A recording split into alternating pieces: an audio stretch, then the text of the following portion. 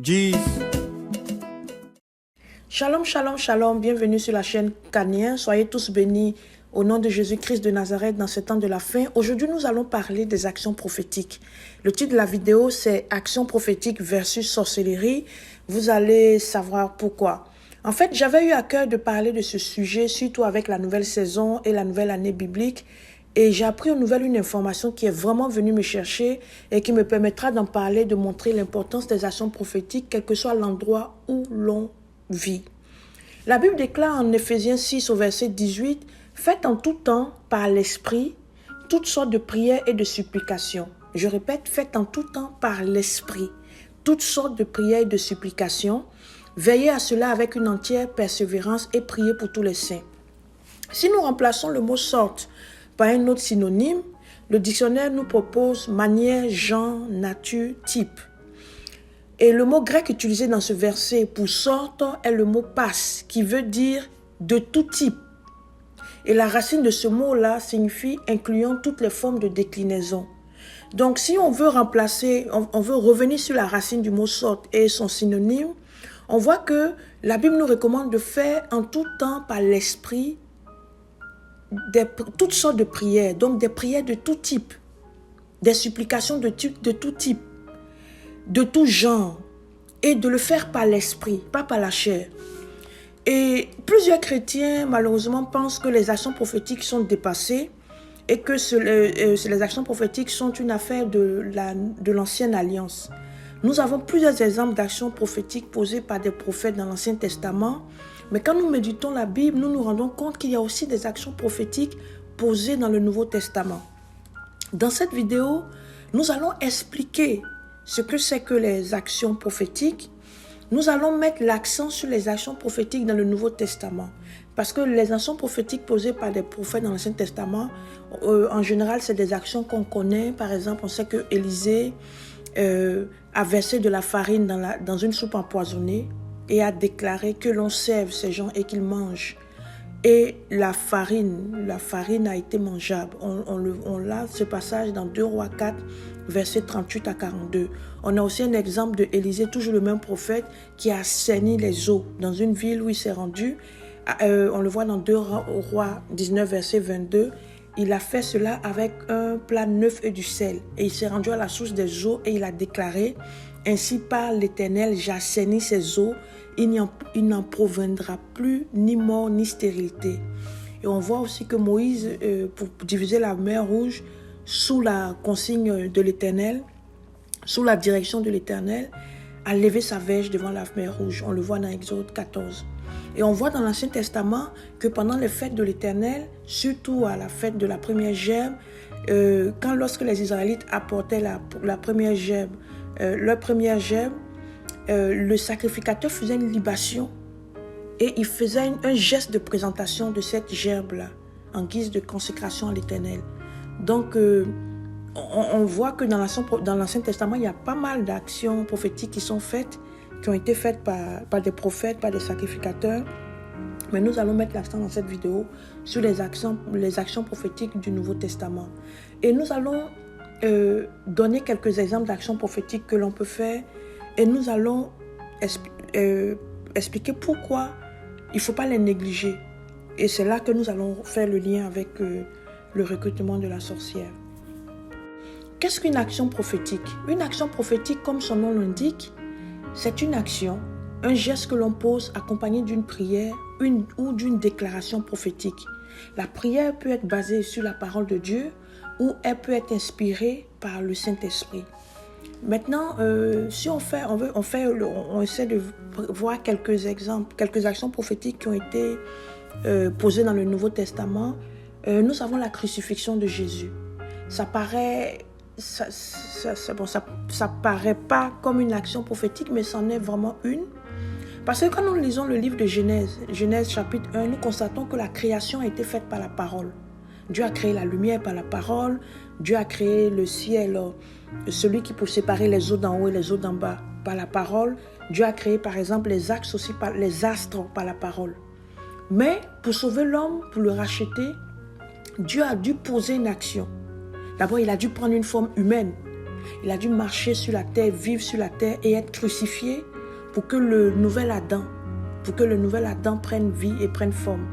On voit que Jésus a vécu sur terre pendant 33 ans avant d'aller à la croix et a vécu comme un homme.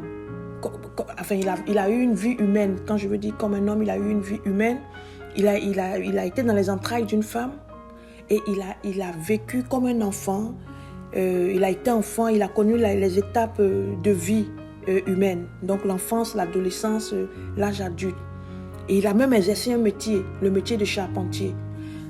Flavius Joseph, qui est un écrivain de l'histoire des Antiquités, a écrit dans son livre Les Antiquités juives que dans la Judée du 1er siècle, il y avait une ville qui s'appelait Séphoris, qui était située au nord de Nazareth.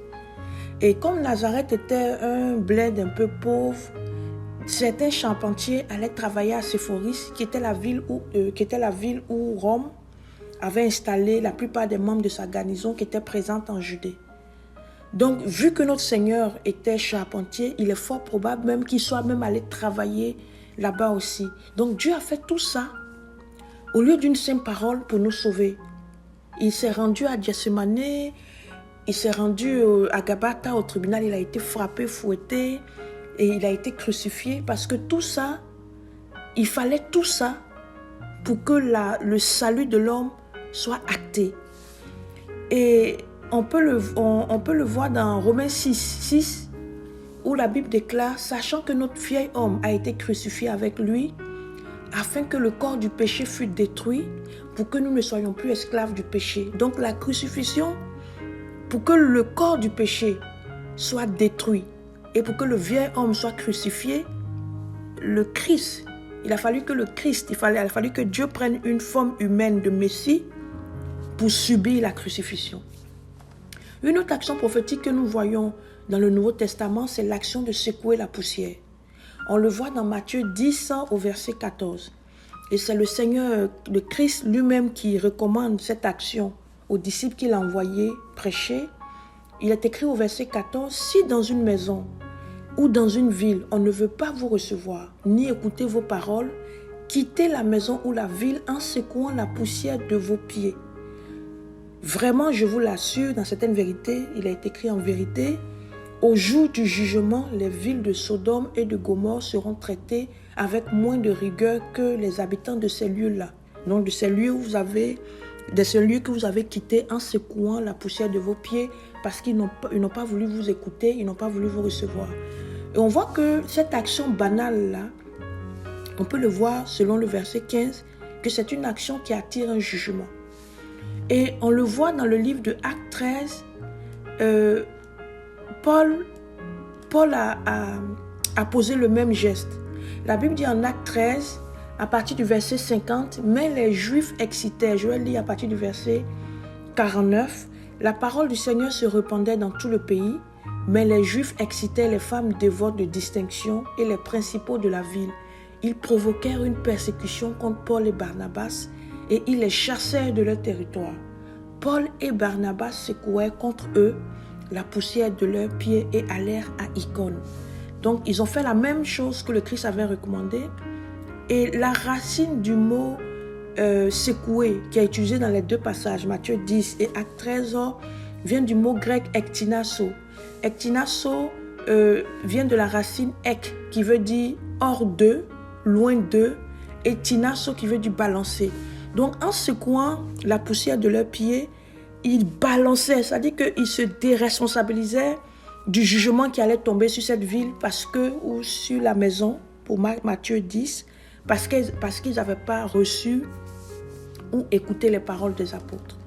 Et puis, le troisième exemple que nous allons prendre est le baptême. Le baptême aussi est une action qui paraît un peu banale, mais le baptême, c'est une action prophétique parce que elle vient aussi acter la nouvelle naissance.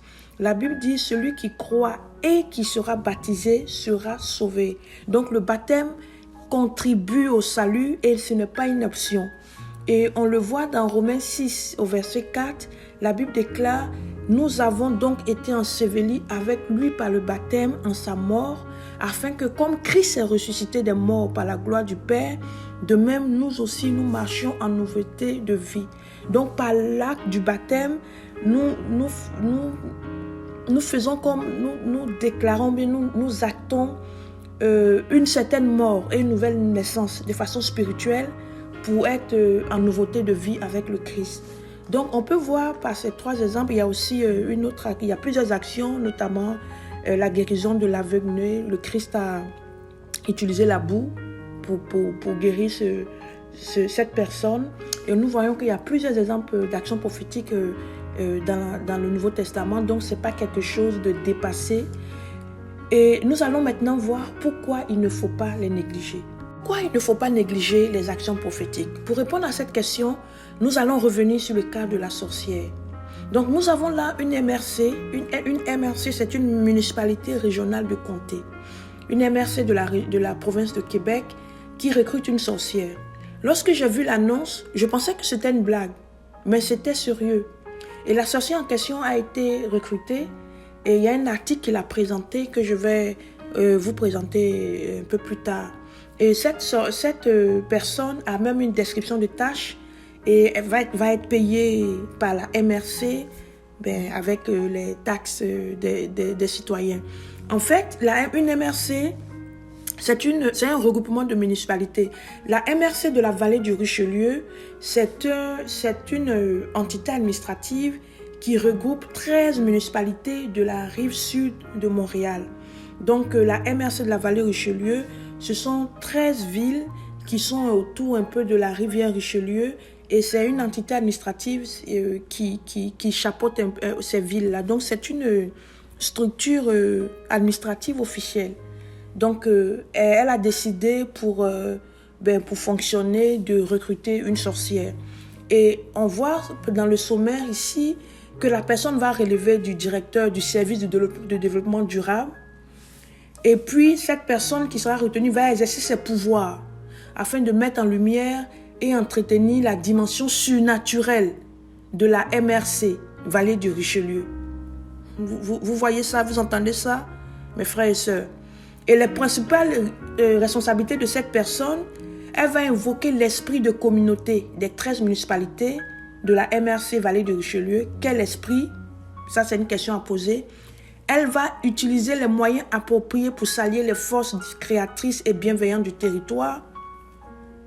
Ça, c'est quelle force? Ça, c'est aussi une question à poser. Et on voit ici, elle va détecter lorsque nécessaire, transmuter les éléments perturbateurs. Exemple, les trolls, les vampires, les esprits frappeurs. Elle va organiser des manifestations collectives permettant de révéler les pouvoirs et les caractéristiques des entités gardiennes des municipalités. Vous avez entendu ça, mes frères et sœurs. Donc, pourquoi il ne faut pas les négliger? Pourquoi il ne faut pas négliger les actions prophétiques? On voit dans la description des tâches de la sorcière que l'une de ses responsabilités, c'est de procéder à toute incantation utile à la réalisation de son mandat. Donc, elle va faire des incantations dans tout le territoire de la MRC de la vallée de Richelieu, notamment concernant l'ouverture des espaces de création éthérique. Il est même question dans le troisième, dans l'avant-dernier, là, de faire rapport de toute influence lunaire ou autre sur l'évolution de l'égrégore. Nous voyons que les actions prophétiques sont importantes. Il ne faut pas les négliger parce qu'elles sont une arme puissante pour imposer le règne de Dieu sur les différents éléments de la nature, sur la terre, sur l'eau, sur les carrefours, sur l'environnement qui nous entoure. Par exemple, on décide d'habiter dans une zone, il est important de considérer ces aspects-là. Les actions prophétiques sont des actions qui permettent de déclarer la parole de Dieu et d'imposer de manière prophétique la volonté de Dieu sur notre environnement. C'est pourquoi elles sont importantes. J'ai écrit un livre sur ce sujet qui est disponible sur Amazon ou via le lien de description au bas de la vidéo. Et j'ai découvert qu'il y a une action prophétique dont Jésus a parlé lui-même. Et cette action prophétique-là, elle a été posée par le prophète Jérémie pour annoncer la destruction de Babylone. Personnellement, je pense que cette action-là a été à l'origine, plusieurs années plus tard, du déclin physique de Babylone. Et la Bible déclare dans Apocalypse 18 que cette même action sera posée par un ange pour que Babylone la grande chute. Pour que Babylone la grande chute, un ange posera la même action prophétique dont a parlé Jésus et que le prophète Jérémie a faite. Il a envoyé un de ses serviteurs pour le faire, pour annoncer la chute de Babylone. Même les anges posent des actions prophétiques. C'est une âme puissante que Dieu nous a donnée pour nous protéger justement de la sorcellerie ambiante, de la sorcellerie territoriale et d'imposer son règne, sa volonté dans notre environnement. Donc, quelques actions prophétiques à faire. Ce que nous pouvons faire, c'est de parler à nos portes et aussi à nos écrans, parce que ce sont des portes d'entrée dans nos maisons, parce qu'on voit des choses, on écoute des choses à travers les écrans. Il faut parler à ces portes. Un passage que j'aime bien, c'est le passage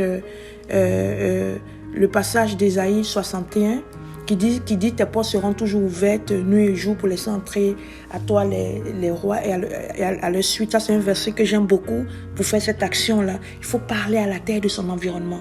Il faut parler à l'espace aérien. Cette dame-là, elle a été recrutée, elle va être payée avec les taxes des citoyens pour faire des incantations pour l'ouverture des espaces éthériques.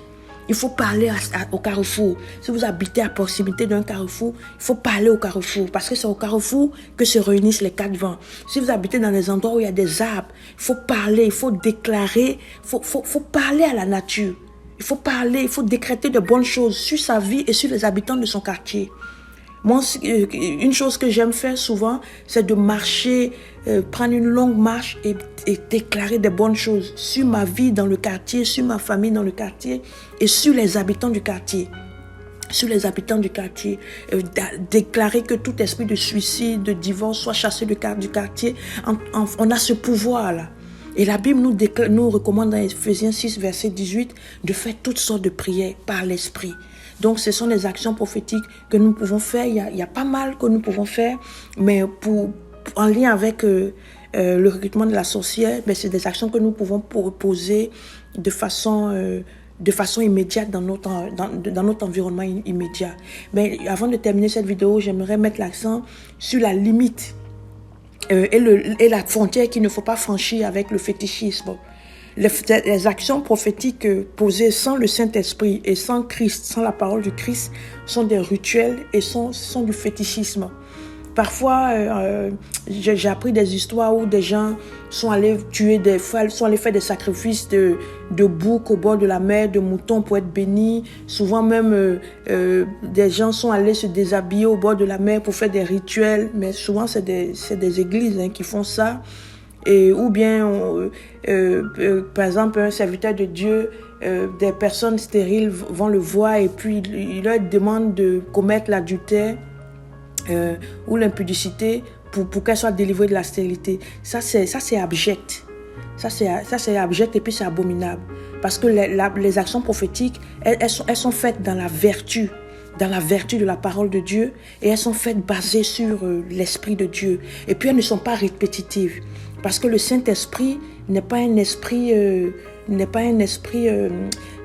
est comme du vent. Donc le Saint-Esprit est un esprit qui ne fait pas des choses de façon répétitive. La preuve, dans le désert, il a demandé à Moïse la première fois de frapper le rocher et la deuxième fois, il lui a demandé de parler au rocher. Donc il y a cette limite-là, il faut faire attention à ne pas la franchir aussi. Et il faut faire attention pour ne pas tomber dans les dérives.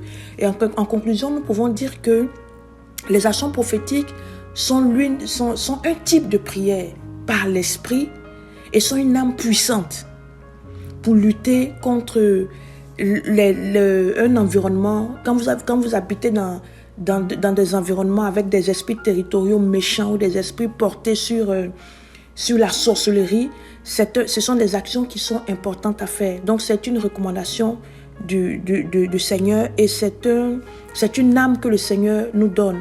Et malheureusement, beaucoup de chrétiens qui vivent en Occident, où on parle, je dirais un peu hypocritement de laïcité, mais où on met le christianisme à côté, mais où on est en train de faire la promotion d'autres choses.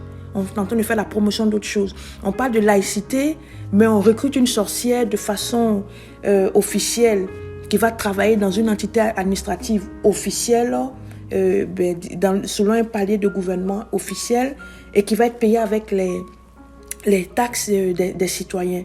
Mais on parle de laïcité. Et on voit que cet esprit-là, cette propension à rejeter Christ et à revenir à la sorcellerie, à revenir au mysticisme, va s'amplifier.